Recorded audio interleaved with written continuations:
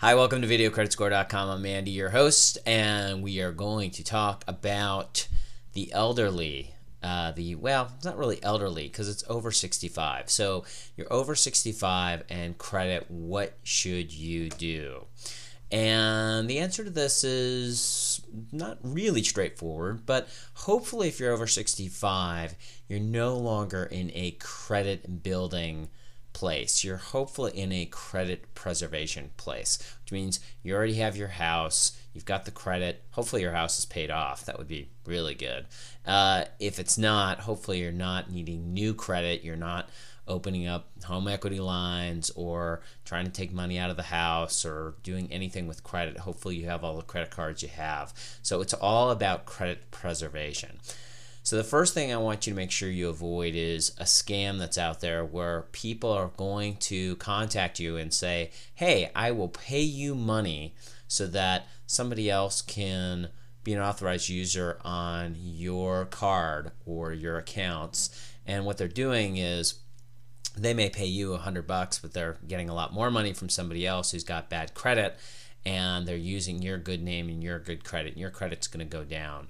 You want to make sure you avoid all of these scams, and of course they won't come at you like scams. They'll come at you as business opportunities, but just make sure you're not loaning your credit out or participating in any of these types of programs. So don't sign for kids or grandkids. Co-signing, probably the number one thing that leads to credit distress stories that we tend to hear is the co-signing thing. So you want to make sure that you avoid this at all possible.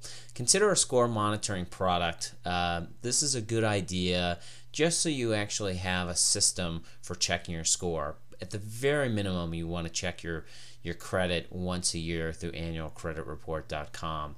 But a credit monitoring system like ScoreWatch will allow you to just set it and forget it, see how your score is doing every month. So what else can you do? Well, the final thing that I want to talk about is setting a credit freeze. Now, this is a new thing that you can actually do, and you can do it through the bureaus. A lot of the states have their own laws around how you can actually do this. But you want to, if you're going to do this, what this will do is set up a freeze on your account. So no new credit can be opened. And this doesn't mean that they're going to contact you in the way a credit alert works or a fraud alert flag. That you can still open up credit. On a freeze, the only way for you to open up credit is to spend a little bit more money to remove the credit freeze, and that will open it. So this is a really good idea if you know you're never going to need credit again. So for those of you who are over 65, you know you're not going to need credit, this is a good idea. Or for those of you who are watching and listening, if you've got parents or grandparents and you just want to protect them in a way that, again, you can sort of set it and forget it, then a credit freeze is a really, really good idea. And if you want to learn more about this, we've got a more extensive lesson on credit freezes on our site, VideoCreditScore.com, as well as other resources.